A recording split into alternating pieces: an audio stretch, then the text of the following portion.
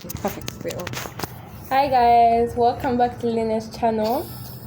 Today we'll be talking about the coronavirus pandemic and how it's been affecting me, who lives in London, and my cousin Lynett, who lives in Uganda. But before we start the video, make sure you like and subscribe, share, and let us know what other videos you'd like by commenting down below.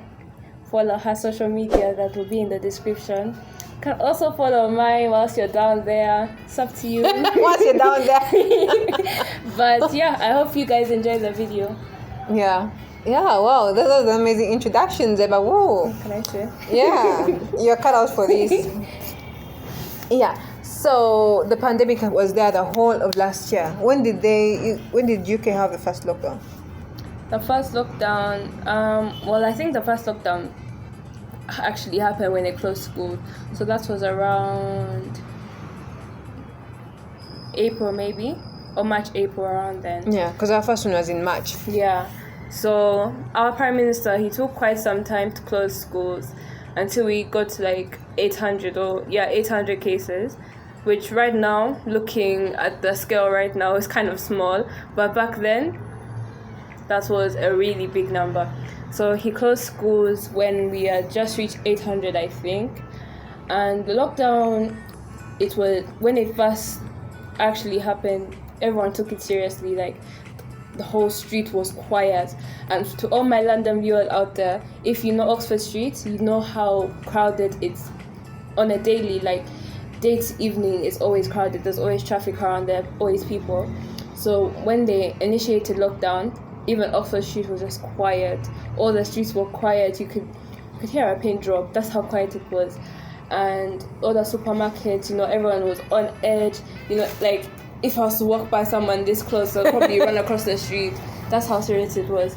So, yeah, lockdown, when they first initiated it, was quite serious. Yeah. But then people kind of got bored of the whole idea, staying inside, not being able to see your friends. So after a while, like, people just brushed it across. That's when cases actually started rising and a second lockdown was initiated. What was the second lockdown? This was around when, this was recent, like.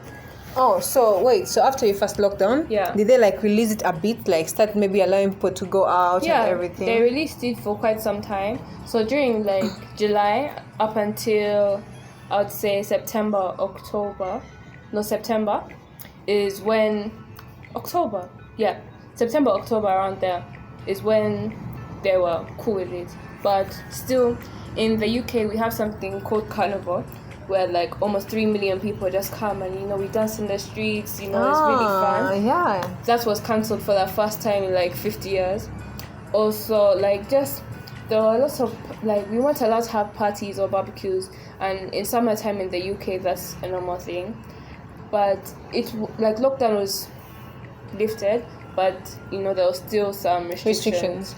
So the second lockdown was initiated during school time. So I think it was either November or October. So schools were still open. You were allowed to go to your work, but like restaurants and shops were closed. So for us students, it was okay because we still got to see our friends and everything. It wasn't too bad. Like, it really didn't feel like a lockdown because you were going to school. Exactly. But then it got lifted again for like a week, and then we got put into third lockdown. This is the lockdown we're in now, the really serious one, new coronavirus, like in the UK, and it's really serious now. So stay at home. Stay safe. Put on your mask. Zebara is your mask. I know. Literally yesterday I had an appointment and I spent 30 minutes looking for my mask. Like, you can remember your phone, your keys, and then you walk out and think, oh gosh, my mask. And no one's spending money on mask now. Like, have your mask at home, just get it. Yeah, so I think that's the same thing we had in Uganda. But I think after me sharing, I think everyone in Uganda knows what happened, but I think for the UK subscribers, I'm just going to share something. And then we shall share how it has affected the tourism industry, or how we feel it has. Because I feel tourism is one of the biggest affected industries. Yeah. Or I think all industries have been affected just because some are making more noise than others. I don't know. But yeah, so we had our first lockdown in March, before we had any case. We were just scared. We were like, no, we're not going to let it come in. We're going to be good. Lockdown happened, like everyone stayed at home. Obviously, the first week, people were a bit excited. They're like, let's sleep, let's watch movies. That's for the children. The parents were not happy because the business was closed. Yeah. Schools were closed, churches were closed. Taxis are like the public transport we have here. And it was put on stop for 3 good months. Not making a shilling. These are people who are being used for years to make over, let's say, $50 a day, of profit, and now 3 months not a shilling. So this really tested people's saving culture. People who, like yesterday, I was listening to someone, I think on Friday, and he was saying how he was spending less than $50 in lockdown. I think because his saving culture was really bad, so he had to either do $50 or starve. And this was him with his wife, So it was that bad. It was a mode of survival. I know people who literally lost so much weight. I know people who have lost jobs, companies which have closed and will not be open up again. I think Very the same true. thing in UK. And these companies are not even going to come back even when the lockdown ends. Because people have looked at alternative businesses, even people in the agriculture world who are making millions because they locked down the borders. People could not export their produce because the hotels were closed. People could not sell their eggs, their chicken to the hotels. So everyone, to the farmer, the factories which make pens and what, because books, schools are closed. So you're selling to no one. Everyone was affected. So we had that lockdown till around, I think, July, when they lifted it up a little bit. So some offices opened, but even then, they opened on minimum capacity, so they can, the SOPs. Taxis, even up to now, the public transport system is still carrying half capacity because of the SOPs. We still have a curfew in Uganda, which is 9 p.m. It was 7 p.m. to the longest time, which means this whole year, bars, nightclubs, hangout lounges don't work up to past a particular time. During the 3 months when we had the tight lockdown, I know over 10 restaurants which broke down their premises. And clubs, because they were making business, so they had to literally change shift, change who they were to earn something. Schools have been closed, they only allowed the candidate classes to resume. So it has been crazy. Since March last year, kids have not been going to school. I heard that the government in the UK, during lockdown times, the government was providing less fortunate families with food. Yeah. And for us, it was every Monday and Friday, they would do your shopping for you to make sure that, you are good for the next time they would come. But I was speaking to one of my cousins here, and she told me that you guys only got provided with posho and beans throughout the whole lockdown experience. Yeah, and there are many people who still didn't get that posho which was provided for. There are many who didn't get it, and the lot was contributed for and it got stolen. Yeah. It happened. So people have made millions in this COVID.